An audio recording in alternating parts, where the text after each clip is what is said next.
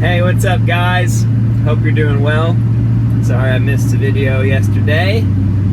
I was feeling like boost tank, so it was not the best day to be me, but it was still a pretty good day, all things considered, because we held it down. Nothing coming out projectile-wise. We hung in there. We held it down. Hey, here's the testimony I want to share, and I want to get back to sharing some videos about ways that God has used me. And so far in those videos, I've been talking about some random occurrences, some one-time moments, which I think are interesting, but the things that I value even more are people, period. In people's lives, individuals. Like that's just the model that Jesus lived, is investing in people. And he talked to wide nets of people, you know. He's talked about, he was very much a public figure. It's not like he devalued by any means wide-scale communication. But it seems the more, it's probably not one or the other, if we're being so honest.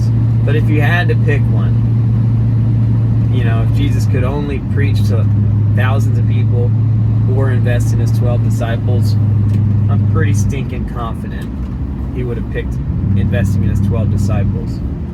Because ultimately there's a lot more people that are willing to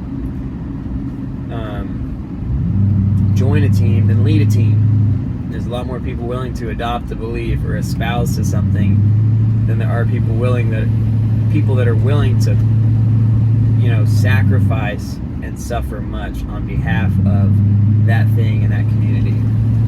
And so without those 12 disciples, I mean, the leadership of the early church would have been non-existent, you know? So anyways, all that being said, the moments that I've gotten to make a difference to someone's life, particularly through just a consistent, willing availability to them, and, you know, wisdom, counsel, encouragement, feedback, support, maybe some, you know, correction occasionally, but more just like refining or alternative perspectives.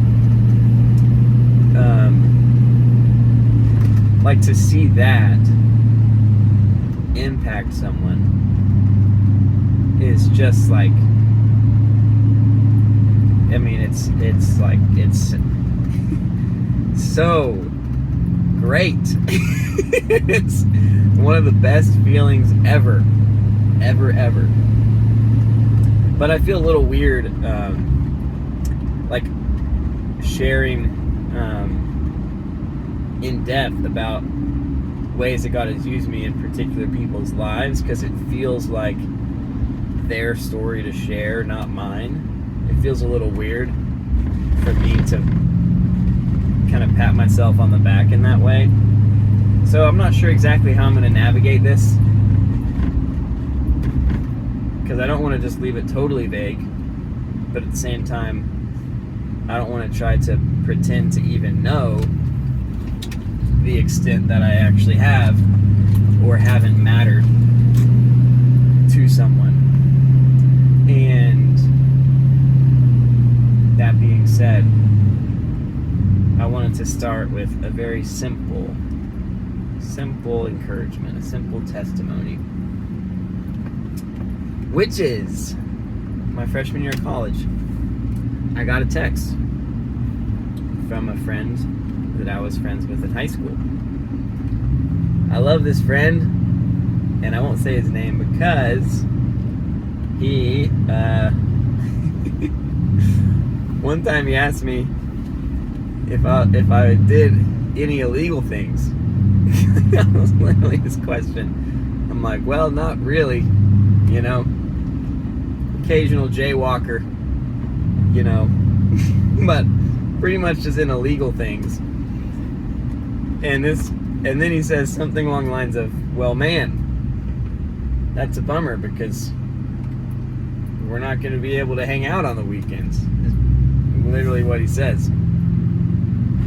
And it's like, well, bummer. You know, like, I guess we'll just be friends in class.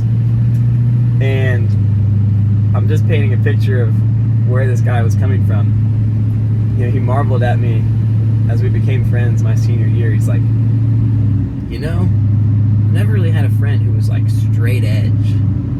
It's kind of crazy. You're like straight edge, you know? And he was, you know, we never became super close, but we went from acquaintances or people who knew that each other existed to him inquiring enough about my life to suss out whether I was actually, you know, whether the me on the inside was representative of the me that was portrayed on the outside. And his conclusion was pretty much the same type of dude going on, you know? And so anyways, this guy, man, I don't know, he's so many things that I love and admire about this person, which is why we became such, you know, pretty good friends, at least within class, but obviously not that close personally outside of class. But all that said, admire this guy so much. So many of his choices were some of the most horrendous choices from a Christian worldview perspective that I've ever met in terms of people choosing it, you know. And he did not really espouse to the Christian worldview.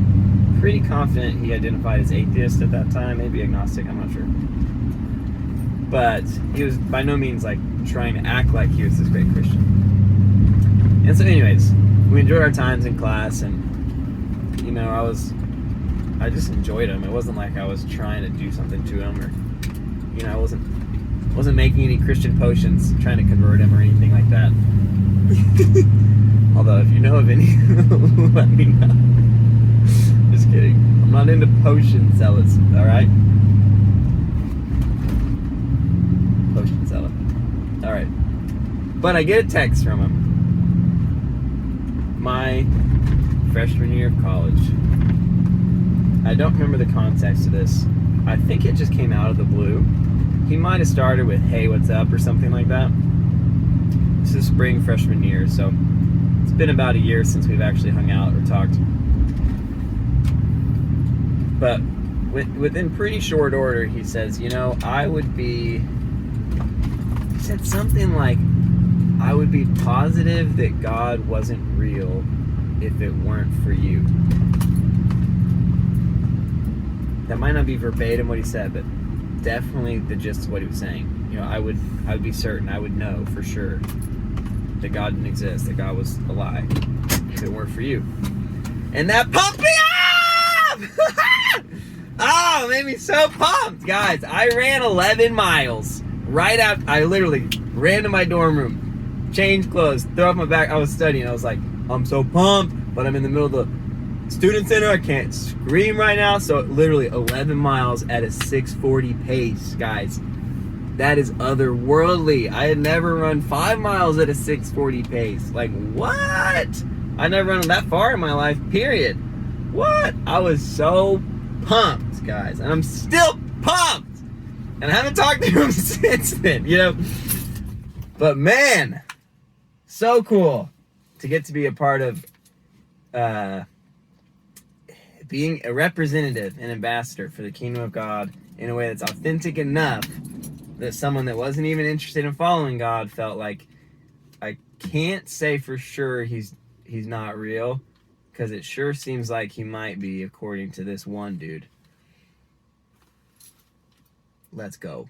That's all I got for y'all today. Life is worship. God is love.